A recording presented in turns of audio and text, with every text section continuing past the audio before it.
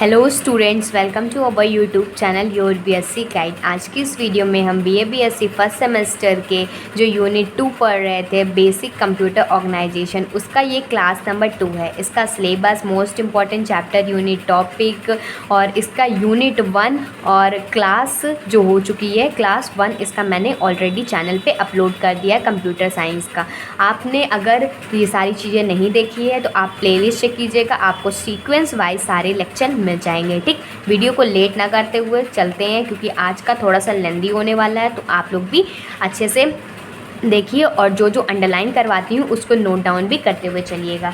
ठीक, आज जो सेकेंड जो हम टॉपिक स्टार्ट कर रहे हैं वो टाइप्स ऑफ कंप्यूटर मेमोरी है। इसके पहले हमने बहुत सारे टॉपिक्स को पढ़ा हुआ है, तो आप क्लास 1 में जा कर के देख लीजिएगा, इम्पॉर्टेंट क्लास थी वो।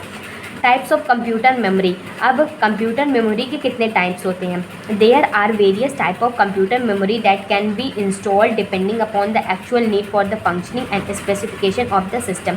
इसमें कह रहा है बहुत डिफरेंट अलग अलग टाइप के कंप्यूटर मेमोरी होती हैं जिसे हम इंस्टॉल किया जाता है, जो हमें एक्चुअल नीड होती है, जिसे हमें ज़रूरत होती है और क्या फंक्शन कर रहा है, क्या उसका काम है, स्पेसिफिकेशन क्या है सिस्टम की, तो उसके अकॉर्डिंग अलग अलग टाइप की मेमोरी होती है। अब इसमें आगे देखते हैं। इसमें आगे है the memory relates many devices and component that are responsible for the storing data and application on a temporary और अ परमानेंट बेसिस। इसमें कह रहे हैं जो मेमोरी होता है अलग अलग डिवाइसेस में, कंपोनेंट्स में कह सकते हो कि ये रिस्पॉन्सिबल होता है कि ये हमारे डेटा को स्टोर करके रखता है एप्लीकेशंस में, और ये तो टेम्परेरी बेसिस में करता है, या परमानेंट मतलब टेम्परेरी मतलब वन साइड के लिए कि अगर एक बार डिलीट हो गई तो डिलीट ही हो जाएगी, और परमानेंट में कि अगर एक बार सेव कर दिया तो स्टोर होके रख सकता है। ठीक, ये काम होता है मेमोरी का। Without it the processor would not be able to find a place where which is needed to store the calculation and process. मतलब अगर मेमोरी नहीं होगी तो प्रोसेसर क्या करेगा, मतलब उसे एक जगह नहीं मिल पाएगी कि कहाँ पर वो स्टोर करे डेटा को और कहाँ पर वो कैलकुलेशन को प्रोसेस कर सके। There are different types of memory in a computer that are assigned a task of storing several kinds of data. मतलब कह रहे हैं बहुत अलग अलग टाइप की मेमोरी होती है कंप्यूटर में, जो कि अलग अलग टास्क को परफॉर्म करती है, बहुत सारी स्टोरिंग टास्क को परफॉर्म करती है, तो बहुत सारा अलग अलग डेटा को अलग अलग जगह पर स्टोर करने का काम करती है। अब इसमें आगे देखते हैं। सबसे जो पहली मेमोरी है वो है रैंडम एक्सेस मेमोरी। मैंने रैम का फुल फॉर्म भी पूछा था, लेकिन बहुत बच्चों ने रिप्लाई नहीं किया। मान लो तो एक दो करे होंगे ना, तो कोई रिप्लाई नहीं करता है। तो आप लोग कमेंट क्यों नहीं करते भाई? मैं आप लोगों को पूरी मेहनत से पढ़ाती हूँ, बेस्ट गाइडेंस देती हूँ, तो आप लोगों को कमेंट करने में क्या जाता है? आप लोग बता दीजिए कैसा लगता है आप लोगों को लेक्चर। नहीं अच्छा लगता है तो वो भी बताइए ना, क्या कमी है उसमें। तो अच्छा लगता है तो लाइक ज़रूर किया करिए, आप लोग कमेंट ज़रूर किया करिए, और प्रेजेंट डेली लिखा करिए।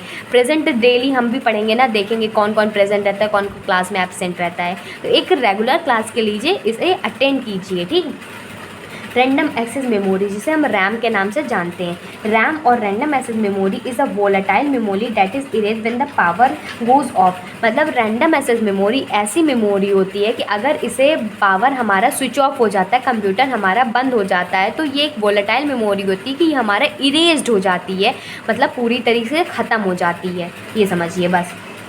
रैम के बारे में काफ़ी ज़्यादा इंपॉर्टेंट है, तो इसको ज़रूर आप लोग पढ़ के जाइएगा, रैम और रोम। ठीक, इसमें आगे है the amount of RAM you need depend at least partially on the operating system a program that directs all the basic function of a computer such as this. इसमें क्या कह रहा है, जो हमें कितनी अमाउंट में हमें रैम चाहिए होगी, मतलब हमें कितनी रैम चाहिए होगी, ये हमारा डिपेंड करता है ऑपरेटिंग सिस्टम पे। अब ये ऑपरेटिंग सिस्टम क्या होता है? एक ऐसा तरह का प्रोग्राम होता है जिसे जो डायरेक्ट करता है, मतलब बताता है सारे बेसिक फंक्शन कंप्यूटर के, जैसे कि accepting command from keyboard, keyboard से कैसे उसको कमांड लेना है, displaying input on the monitor screen, जो हम लोग इनपुट करते हैं वो मॉनिटर स्क्रीन पे कैसा दिखाया जाएगा, और कंट्रोल करता है डिस्क ड्राइव को और अदर पेरिफेरल डिवाइसेस को। ठीक, इतना समझ में आया आप लोगों को?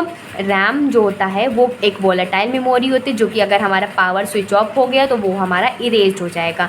ठीक, ये हमें ये डिपेंड करता है कि हमें कितना रैम लेना है, वो ऑपरेटिंग सिस्टम पे डिपेंड करता है। नेक्स्ट पॉइंट इसमें लिख सकते हैं कि when you when you boot up the computer, इसका मतलब है कि अगर आप कंप्यूटर को टर्न ऑन करते हैं, जो ऑपरेटिंग सिस्टम होता है, द ऑपरेटिंग सिस्टम और part of it is loaded into the RAM. जब हम कंप्यूटर को खोलते हैं तो जो ऑपरेटिंग सिस्टम होता है और उसका जो लोड होता है, काम कर रहा होता है स्टार्टिंग में, वो रैम में जा कर के खुलता है, along with a variety of utilities required for the normal operation. ठीक, अब नेक्स्ट पॉइंट देखते हैं इसमें। When the RAM get full, अगर हमारी रैम फुल हो जाती है, the computer system is more likely to operate at a slow speed. अब हमारा जो कंप्यूटर सिस्टम है वो हमारा धीरे धीरे चलने लगेगा जब हमारी रैम पूरी फुल हो जाती है। जैसे मोबाइल में ही देखो, रैम फुल हो जाती है तो हमारा मोबाइल हैंग करने लगता है, ठीक, धीरे धीरे चलने लगता है। तो वही चीज़ कंप्यूटर में भी होती है। और क्या कह रहा है, there are 2 types of RAM. Name क्या है, एस रैम है और डी रैम है, मतलब स्टैटिक रैम और डायनेमिक रैम। इसके बारे में डिटेल में नहीं आता, लेकिन रैम के बारे में पूछ सकते हैं। तो 4-5 पॉइंट मैंने आप लोगों को बता दिए, ताकि अगर इसका डिफरेंस भी पूछा जाए तो उसको भी आप लोग अच्छे से कर सके। बाकी मैं आगे डिफरेंस के बारे में भी उसको भी पढ़ाऊँगी। अब देखते हैं read only memory. Read only memory क्या होता है, this type of memory is active regardless of whether the system is turn on और स्विच्ड ऑफ। मतलब ये ऐसी मेमोरी होती है, ये एक तरह से कह सकते हो परमानेंट मेमोरी होती है, कि अगर हमारा कंप्यूटर स्विच ऑफ भी हो जाता है तो ये हमारा स्टोर रहता है, पूरा तरह से इरेज्ड नहीं होता है। It is a kind of permanent non volatile storage memory. ये एक तरह का permanent non volatile storage memory है कि हमारा इरेज नहीं होता data. It can not be change और मॉडिफाइड, और ना ही ये चेंज हो सकता है, ना ही इसमें सुधार किया जा सकता है। ठीक, एक बार सेव हो गया तो ये सेव हो गया। फिर इसके बाद टाइप्स ऑफ रोम, इसके बारे में बस इतना पढ़ लीजिए कितने टाइप्स के रोम होते हैं। बाकी तो आप डिटेल में पढ़ना चाहे तो स्क्रीनशॉट लेके पढ़ सकते हैं, लेकिन इसमें पूछ सकता है कि पी रोम का फुल फॉर्म क्या होता है, तो programmable read only memory. EPROM का होता है erasable programmable read only memory. EEPROM का होता है electrically erasable programmable read only memory. इसके टाइप में इतना पढ़ सकते हैं, बाकी डिटेल में नहीं आता है। रैम रोम के बारे में आता है और इसके अंदर के बारे में नहीं आता है। पढ़ना चाहें तो फिर भी पढ़ सकते हैं। मैं पूरी बुक से इसीलिए आप लोगों को जितना इंपॉर्टेंट होता है उतना ही पढ़ाती हूँ। ठीक, अब कैचे क्या होता है, ठीक, बहुत अलग अलग टाइप से इसको प्रोनाउंसिएशन करते हैं। कैचे है, कैक हो गया, तो प्रोनाउंसिएशन में मत जाइएगा, लेकिन कॉन्सेप्ट समझिए आप लोग। Cache is a kind of RAM, ये एक तरह का रैम होता है which a computer system can access more responsibly than it can in regular RAM. मतलब ये एक टाइप का रैम होता है जो कि कंप्यूटर सिस्टम को बताना है कैसे हम लोग रिस्पॉन्सिबली उसको अच्छे से वर्क करा सकते हैं, जैसे कि रेगुलर रैम कराता है। तो वो कैचे जो होता है एक टाइप का रैम जो बताता है और कंप्यूटर को अच्छे से और प्रोसेस करा सकते हैं। ठीक, the central processing unit looks up cache memory before searching in the central memory storage area to determine the information it require. मतलब जो सीपीयू होता है सबसे पहले कैचे मेमोरी में ही देखता है कि कहाँ पर उसका स्टोरेज एरिया है, क्या मतलब वहाँ पर हमें इंफॉर्मेशन मिलेगी नहीं, सबसे पहले यहाँ पर ही वो देखता है सीपीयू, मतलब कैचे रैम में देखता है। ठीक, इसके बारे में ज़्यादा नहीं लिखने को आता है, लेकिन फिर भी पता होना चाहिए आप लोगों को। फिर कंप्यूटर हार्ड ड्राइव क्या होता है, these devices are important data storage component that are install in the CPU. मतलब कहते हैं ये जो डिवाइसेस होता है बहुत ही ज़्यादा इंपॉर्टेंट होता है, डेटा स्टोर कंपोनेंट होता है जिसे हम सीपीयू में इंस्टॉल करते हैं। ठीक, nowadays hard drives having a memory capacity of 500 GB to 1 TB are normally use.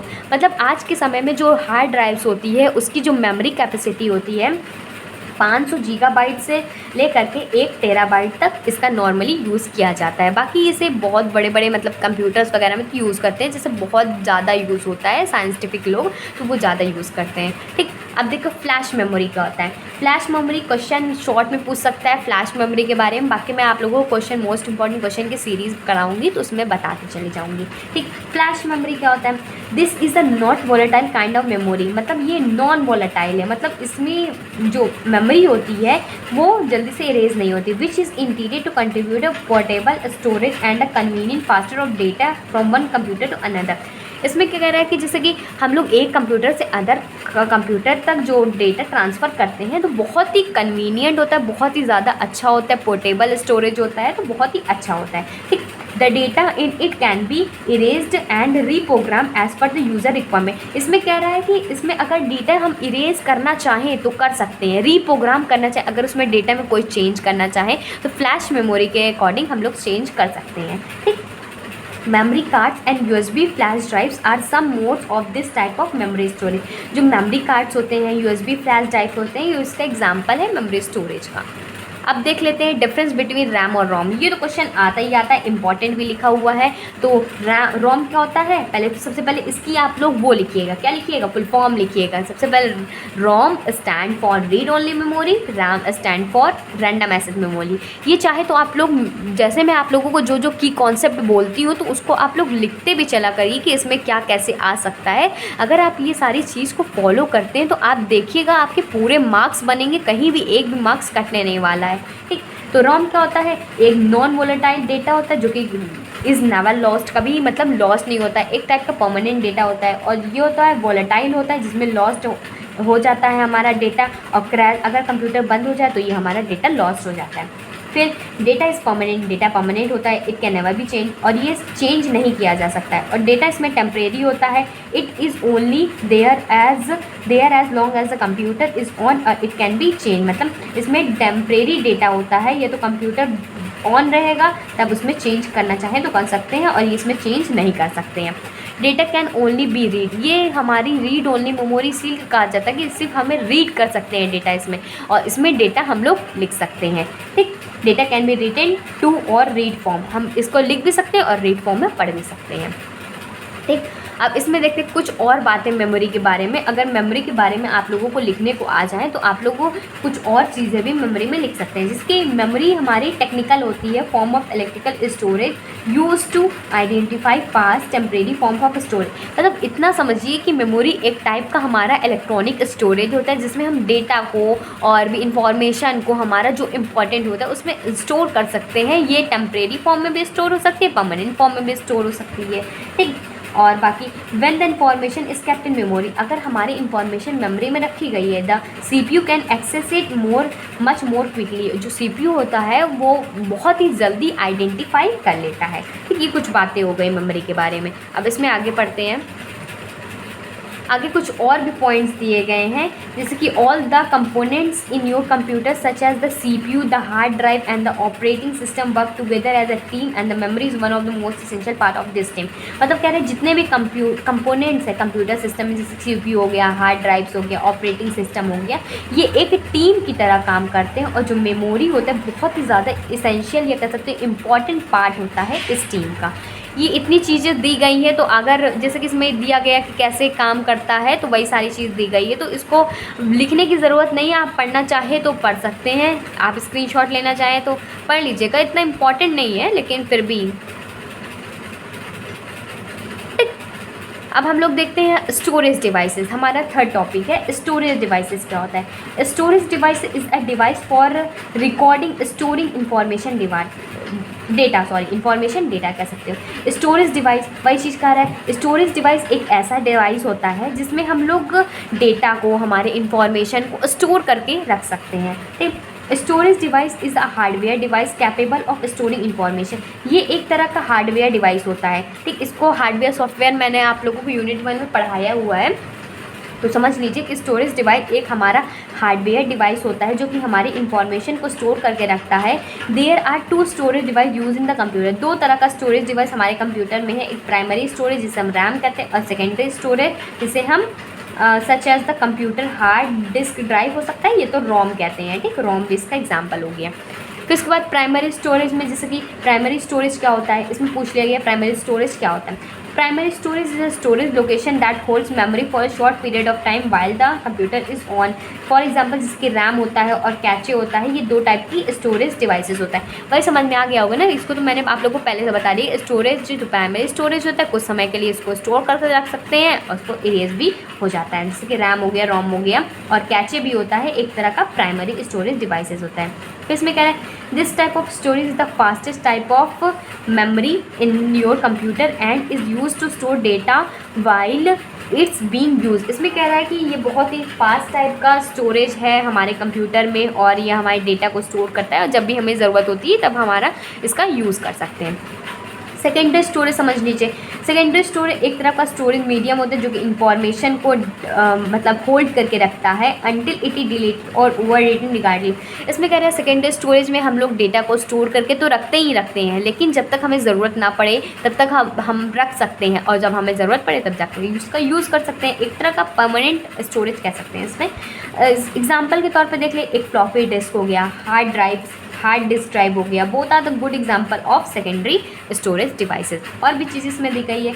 It is also known as external memory. इसको याद रखिएगा, जैसे कि MCQs क्वेश्चन बनता है तो सेकेंडरी स्टोरेज को हम लोग एक्सटर्नल मेमोरी भी कहते हैं एंड ऑक्सिलरी स्टोरेज भी कहते हैं। ज़्यादा इसमें कुछ नहीं पढ़ना, बस दो पॉइंट आप लोग लिख देंगे तब भी आप लोगों को पूरा मिल जाएगा। ये फ्लो चार्ट याद रखिएगा स्टोरेज सेकेंडरी स्टोरेज डिवाइसेस का। इसको 2 पार्ट में डिवाइड किया गया है। सिक्वेंशियल एक्सेस डिवाइसेस जिसमें मैग्नेटिक टेप आता है, इसको हम लोग डिटेल में भी पढ़ेंगे।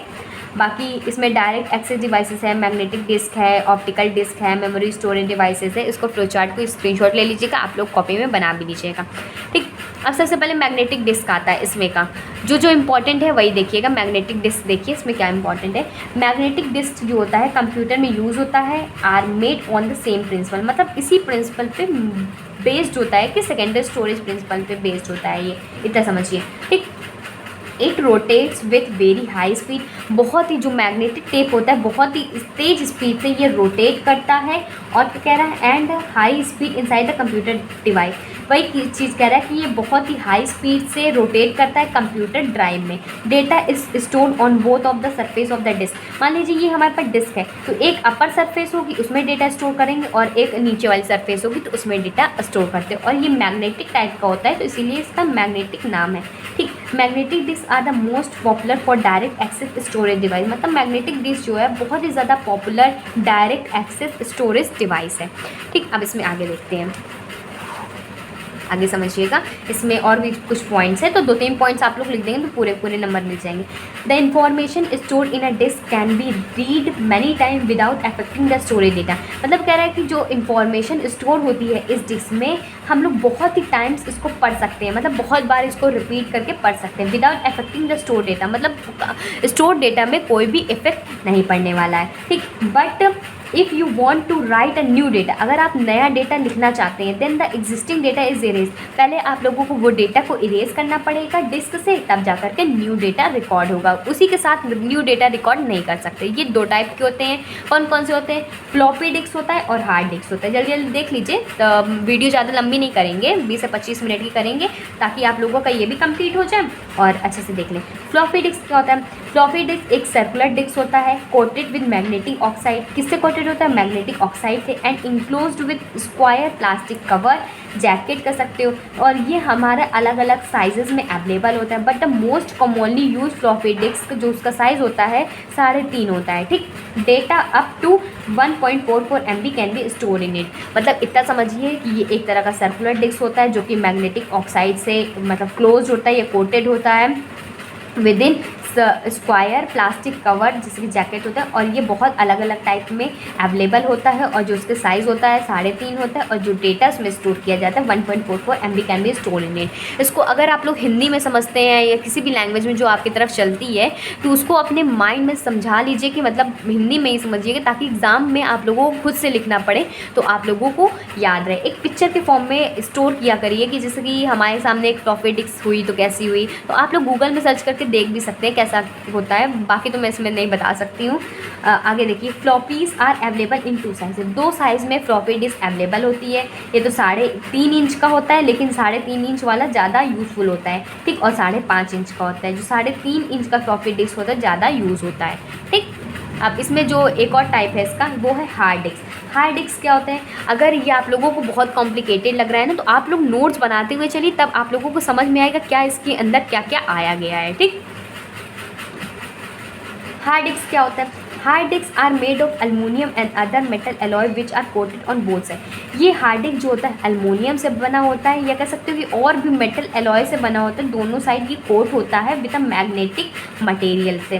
ठीक, unlike floppy disk hard disk are not removal from the computer. जैसे कि फ्लॉपी डिस्क को हम लोग कंप्यूटर से निकाल सकते हैं लेकिन हार्ड डिस्क को कंप्यूटर से नहीं निकाल सकते हैं। ठीक, अब इसमें आगे देखते हैं मैग्नेटिक टेप। अभी हमने पढ़ा मैग्नेटिक डिस्क के बारे में। मैग्नेटिक डिस्क का कितने आ गया। अब हम लोग देखेंगे किसके बारे में देखेंगे, अब इसमें देखें मैग्नेटिक टेप के बारे में देखेंगे, ये मैग्नेटिक टेप के बारे में देखेंगे। ठीक, समझ में आया आप लोगों को। अब है हमारा मैग्नेटिक टेप। मैग्नेटिक टेप जो होता है are use to perform both function, ये दोनों तरह का फंक्शन को परफॉर्म करता है। कौन कौन सा, इनपुट और output. Magnetic tape is a secondary storage media, ये एक सेकेंडरी स्टोरेज मीडिया होता है जिसका यूज़ किया जाता है लार्ज कंप्यूटर में, जैसे कि मेन फ्रेम कंप्यूटर्स में। बहुत सारा डेटा इसमें क्या किया जाता है, स्टोर किया जाता है, अगर हमें लंबे समय तक इसकी ज़रूरत पड़ती है तो। ठीक, मेन फ्रेम कंप्यूटर क्या होता है, मैंने इसको यूनिट 1 में अच्छे से डिटेल में पढ़ाया है। अगर आपने सारे लेक्चर सीक्वेंस वाइज देखे हैं तो आप लोगों को अच्छे समझ में आ रहा होगा। The cost of storing data in tapes is inexpensive, जो इसकी कॉस्ट होती है बहुत ही ज़्यादा महंगी नहीं होती है। It can be 12.5 mm to 25 mm wide plastic film type and 500 metre to 1200 metre long which is coated with magnetic material. इसका साइज़ दिया गया है इसमें। ठीक, कुछ एडवांटेजेस दिए गए हैं मैग्नेटिक टेप के। क्या क्या एडवांटेजेस होते हैं, कॉम्पैक्ट होता है, इकोनॉमिकल होता है, फास्ट होता है, long term storage and reusability होता है। इसका डिटेल में पढ़ना चाहें तो पढ़ सकते हैं, ताकि आप लोग नेम भी लिख देंगे तो भी आप लोगों के लिए सफिशिएंट होगा। अब इसमें देखते हैं ऑप्टिकल डिस्क क्या होता है। इन्फॉर्मेशन इज़ रिटन टू और read from the optical disk or tape using laser beam. मतलब इसमें क्या है, जो इन्फॉर्मेशन हम लोग लिखते हैं और रीड करते हैं ऑप्टिकल डिस्क में, या कह सकते हो ऑप्टिकल टेप में, हम लोग लेज़र बीम के थ्रू हम लोग लिखते हैं या रीड करते हैं। रीड तो ऐसे भी कर लेंगे, और लेज़र मतलब लेज़र के थ्रू हम लोग लिखते भी हैं और लेज़र के थ्रू हम लोग पढ़ भी सकते हैं। ठीक, और क्या कह रहे हैं, their advantage is that they have the very high storage capacity. उसका एडवांटेज है कि बहुत ही ज़्यादा हाई स्टोरेज कैपेसिटी होते हैं। Types of optical memory are, optical जो डिस्क है मतलब ऑप्टिकल जो मेमोरी है कितने टाइप्स के होते हैं, CD ROM, CDR, CDRW, DVD ROM, DVD-R, DVD-RW। Information on a CD ROM is written at the time of manufacture.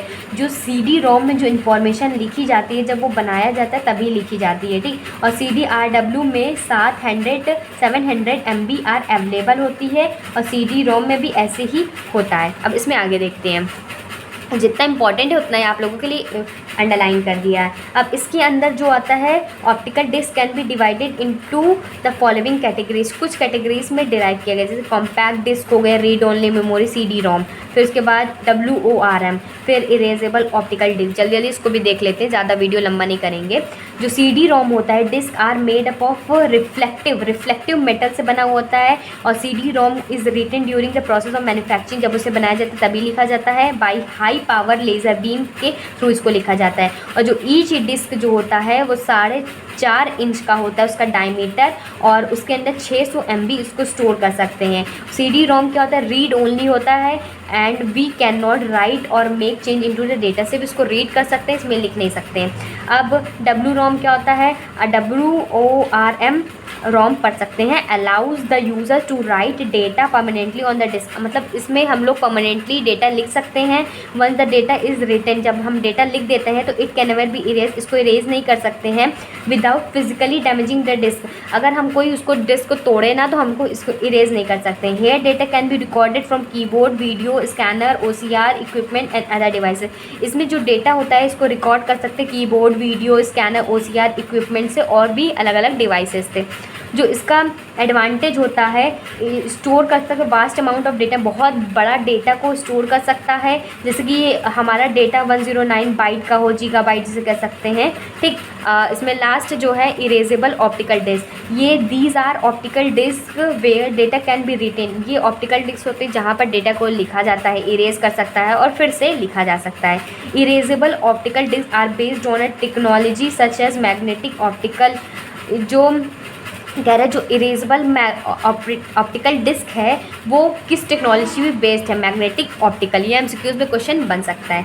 बाकी अब इसमें का जो लास्ट बचा हुआ है, ये लास्ट देख लेते हैं, पेन ड्राइव। जो हम स्टोरेज मेमोरी का पढ़ रहे थे, लास्ट है हमारा पेन ड्राइव। फिर आगे जो बड़े बचेगा input output device next class में देख लेंगे। ठीक, पेन ड्राइव क्या होता है, जिसे हम PD कहते हैं। ये एक USB फ्लैश ड्राइव होता है। ये पोर्टेबल डिवाइस होता है, कहीं भी ले आ जा सकते हैं, ईजिली कैरी कर सकते हैं, जिसमें डेटा और इंफॉर्मेशन को एक कंप्यूटर से अनदर कंप्यूटर में या एक प्लेस से अदर प्लेस में हम लोग स्टोर किए रहते हैं। जैसे कि पेन ड्राइव देखे होंगे आप लोग, अगर इसमें डेटा स्टोर कर ले तो हम इसको मोबाइल में लैपटॉप में देख सकते हैं और टीवी एंड्रॉयड टीवी में लगा करके देख सकते हैं। तो ये एक यूएसबी फ्लैश ड्राइव हो सकता है जिसे हम लोग एक कंप्यूटर से अनदर कंप्यूटर में स्टोर करके डेटा देख सकते हैं। Pen drive is connected to USB, जिसे हम यूनिवर्सल सीरियल बस कहते हैं, पोर्ट ऑन द मदरबोर्ड से पोर्ट रहता है। और ये data storage capacity from 2 GB to 128 GB, इसकी जो स्टोरेज कैपेसिटी होती है बहुत ही ज़्यादा अच्छी होती है। 2 GB से लेकर के 128 GB तक इसकी स्टोरेज कैपेसिटी होती है। ठीक, ईजिली कनेक्टेड टू लैपटॉप से ईजिली कनेक्ट हो सकता है, डेस्कटॉप से और भी, and even in mobile devices में भी कनेक्ट हो सकता है। आजकल के देखिए एंड्रॉयड टीवी से भी, जैसे किसी का मैरिज का वो वीडियो है तो वो आप लोग पेन ड्राइव में स्टोर करके फिर जा कर के देख सकते हैं ना, टीवी में बड़ी स्क्रीन में देख सकते हैं। ठीक, आज की क्लास इतनी ही करते हैं, बहुत ही ज़्यादा लंबी नहीं करते हैं, तो आप लोगों को भी प्रॉब्लम होगी। बाकी अगर कोई भी तरह का डाउट होता है तो आप लोग कमेंट करके ज़रूर पूछा करिए। मैं आप लोगों के सारे कमेंट्स पढ़ती हूँ, रिप्लाई भी करती हूँ, तो आप लोग कमेंट ज़रूर किया करिए। वीडियो सच में अच्छा लगता है, दिल से अच्छा लगता है तो वीडियो को लाइक ज़रूर किया करिए और ज़्यादा से ज़्यादा शेयर कर दीजिए और बेल आइकन को ऑल कर लीजिएगा, चैनल को सब्सक्राइब कर लीजिएगा ताकि मेरी हर वीडियो की नोटिफिकेशन आपको मिलती रहे। Goodbye and stay safe.